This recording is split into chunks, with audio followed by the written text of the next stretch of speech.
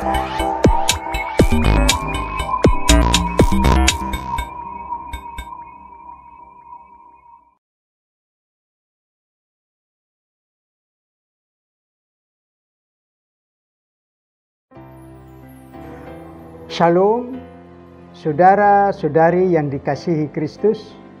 Jumpa kita pada kesempatan ini melalui renungan harian GKI Kuitang.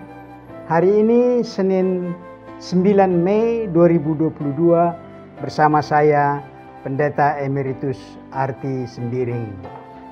Firman Tuhan menjadi renungan kita pada kesempatan ini terambil dari kitab Ayub.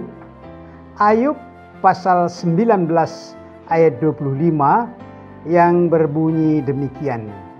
Ayub 19 ayat 25, tetapi aku tahu penebusku hidup dan akhirnya ia akan bangkit di atas debu. Demikian firman Tuhan ini. Berbahagialah orang yang mendengar firman Tuhan dan yang tekun melaksanakannya dalam hidup sehari-hari. Amin.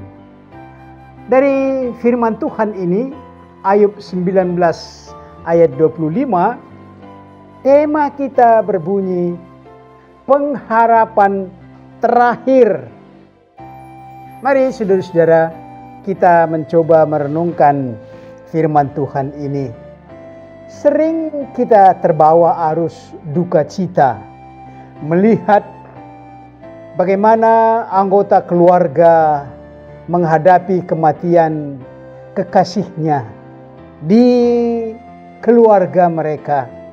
Mereka dirundung kemalangan karena yang meninggal ini, misalnya suami sebagai kepala keluarga. Suami meninggalkan istri yang tidak berpenghasilan gaji atau honorarium karena dia tidak bekerja, sedangkan anak-anaknya 2 atau 3 masih kecil. Dalam suasana seperti ini, ada saatnya putus asa. Walaupun ada iman pengharapan kepada Tuhan, putus asa ini tetap membayangi pikiran mereka. Membutuhkan waktu lama untuk menanggung perasaan putus asa itu. Walaupun akhirnya ibu dan anak-anak seperti ini berhasil untuk masa depannya, masih banyak perkara kesulitan lain yang membawa seseorang putus asa. Ini kita hadapi di dalam kehidupan kita sehari-hari. Tak ada harapan lagi. Kita belajar dari kisah Ayub menjadi bahan renungan kita. Ayub yang menghadapi musibah beruntun, semua hartanya yang berlimpah ambles, hilang, hancur dengan berbagai peristiwa. Bukan hanya harta, tetapi nyawa 10 orang anaknya hilang, tewas karena kecelakaan badai dalam 1 hari bersama-sama. Dengan keadaan itu, suasana putus asa bisa kita kenakan kepada Ayub. Karena untuk mendapat harta yang berlimpah, mendapat putra-putri yang sehat, 10 orang, tentu memerlukan pemikiran, kerja keras, tenaga, dan sebagainya.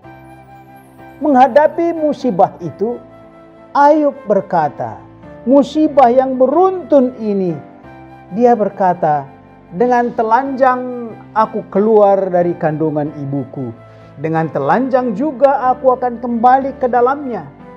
Tuhan yang memberi, Tuhan yang mengambil, terpujilah nama Tuhan. Saudara-saudari, berikutnya yang membawa kita prihatin dengan kisah Ayub ini. Tubuhnya yang sehat walafiat terserang borok, bisul yang bernanah, sehingga berpakaian baju normal pun tidak bisa. Dalam suasana menanggung sakit tubuh seperti itu, Istrinya datang bukan membawa penghiburan untuk Ayub bertabah hati. Justru istrinya mengumpat dan berkata, "Masih bertekunkah engkau dalam kesalehanmu? Ayub, masih bertekunkah engkau dalam kesalehanmu? Kutukilah Allahmu dan matilah." Begitu mendalam dakwaan membuat putus asa. Istri Ayub juga putus asa dengan keadaan keluarga mereka. Istrinya ini tidak lagi melihat adanya pengharapan dari manapun, termasuk dari Tuhan. Tetapi Ayub membalas perkataan istrinya, "Apakah kita mau menerima yang baik dari Allah, tetapi tidak mau menerima yang buruk?" Ayub bukan saja kehilangan harta, anak-anak, tetapi beban mental dengan sindiran dari istrinya. Sejalan dengan itu, teman-teman Ayub, Elifas, Bildad, Sofar, datang dengan saran agar Ayub mengaku dosa yang mengakibatkan musibah, bencana, dan penyakit itu menimpa Ayub. Tetapi Ayub dengan penuh kesadaran, penuh berpikir, dosa mana yang harus saya akui dan memohon diampuni oleh Tuhan. Dia memerinci kehidupannya, dosa yang mana, supaya mengaku dosa tidak asal mengaku dosa, tetapi jelas dosa yang mana. Ayub tidak mendapatkan dosa yang harus dia akui, yang harus dia sesali dari perbuatannya untuk memohon ampun. Kita bisa lihat dalam Ayub pasal 31. Selain dari 3 teman Ayub itu, ada lagi Elihu berpendapat hampir sama, supaya Ayub merendahkan diri di hadapan Allah. Keempat teman Ayub ini berbicara dengan pemahaman bahwa sengsara Ayub adalah karena dosa yang disembunyikan Ayub di hadapan Allah. Namun Ayub tidak putus asa. Masih ada pengharapan terakhir. Inilah tema kita, saudara-saudara. Pengharapan terakhir, sehingga semua tuduhan-tuduhan dakwaan dari teman-temannya tidak membuat dia putus asa. Itulah yang dikatakannya, "Tetapi aku tahu penebusku yang sejati hidup dari atas debu. Penebus yang sejati ialah Yesus Kristus." Rupanya Ayub telah melihat penebus yang sejati itu. Siapa penebus yang sejati ini? Tidak lain adalah Yesus Kristus. Rupanya Ayub sudah melihat penebus sejati Yesus Kristus. Saudara-saudari, murid-murid Yesus yang sudah putus asa, hilang harapan akan keselamatan, melihat bagaimana imam besar yang mengadili Yesus, imam-imam kepala, tua-tua bangsa Israel memperlakukan Yesus sebagai olok-olok mereka. Demikian juga Pontius Pilatus dengan prajurit-prajurit menyiksa Yesus sebagai penjahat. Dan Yesus sungguh kelihatan tak berdaya. Namun Yesus menikmati, menerima sengsara itu, karena untuk itulah dia menderita. Menerima sengsara dosa, sengsara dunia. Saudara-saudara, di tengah keputusasaan murid-murid yang hilang harapan mereka, Yesus hadir, menyatakan dia bangkit, dia menang. Atas semua itu ada pengharapan terakhir bagi murid-murid dan bagi orang berdosa seperti kita. Itulah pengharapan terakhir. Karena setelah itu tidak ada lagi pengharapan yang menyelamatkan. Tuhan itulah penyelamat Ayub. Kristus itulah juru selamat kita. Pengharapan terakhir Setelah itu tidak ada yang bisa kita harapkan untuk keselamatan kita.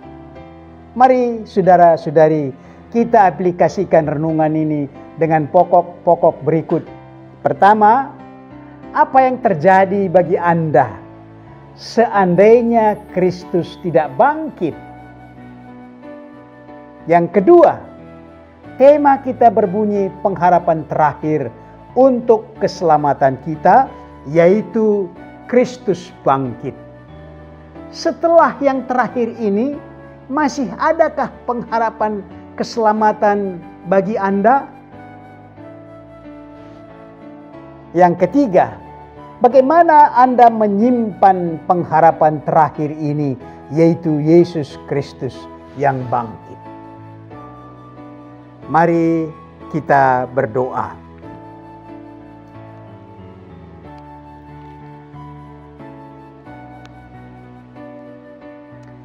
Bapa kami yang di sorga, kami ikut dalam barisan hamba-Mu Ayub berkata, penebusku hidup, ia bangkit di atas debu.